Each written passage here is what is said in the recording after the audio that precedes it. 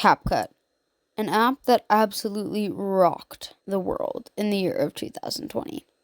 Why is this? Because CapCut was one of the first genuinely good, easy, and free editing apps. But for the past year, CapCut has been declining? What caused this? What can we use instead?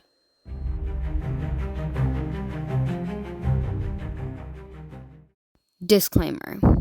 This video is heavily inspired by the Call Me Rice on YouTube and or rice.edits on TikTok. I also want to preface that I can't promise all of this information is correct, so if you notice any false statements, please correct me in the comments. In April of 2020, a new editing app emerged from seemingly nowhere and almost immediately blew up for its convenience and the fact that it was completely free. At this point in time, a free editing app was insanely rare, let alone an easy and good one. All over the world, people were praising this app and its creators. In 2021, CapCut even reached #1 in the United States App Store, growing immensely since its release. But let's get to the real topic of this video.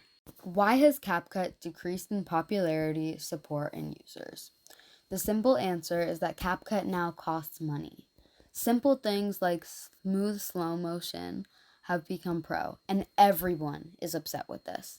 You can understand why people are upset, considering since its release, CapCut had been advertised as a completely free editing software/app.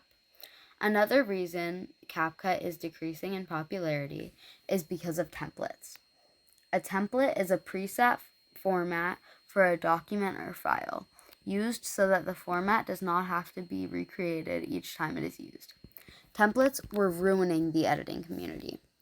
The reason behind this is because people started to take templates, delete watermarks, and post them as their own edits. People were completely leaving the editing community due to hate based on templates. Almost every CapCut editor was accused of using templates or just simply stealing edits.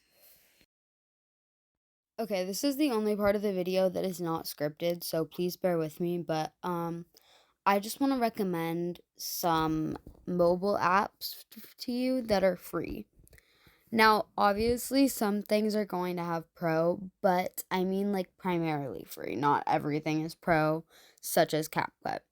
So I have a couple written down here. Blur is something that I wouldn't recommend using, only because of my personal experiences, but if you want to try it out, that is a very popular editing app.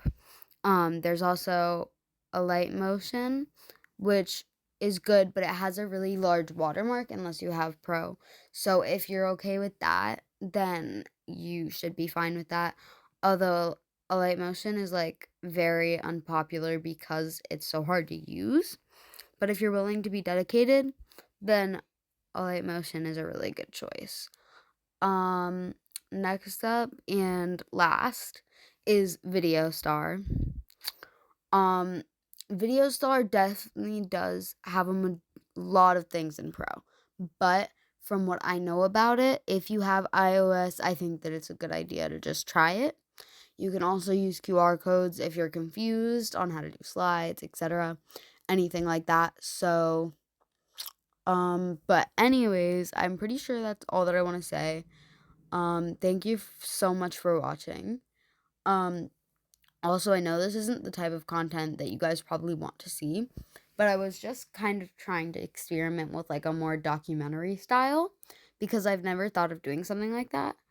Um, but anyways, sorry, I'm yapping. That's all for this video. I will see you guys in the next one. Bye.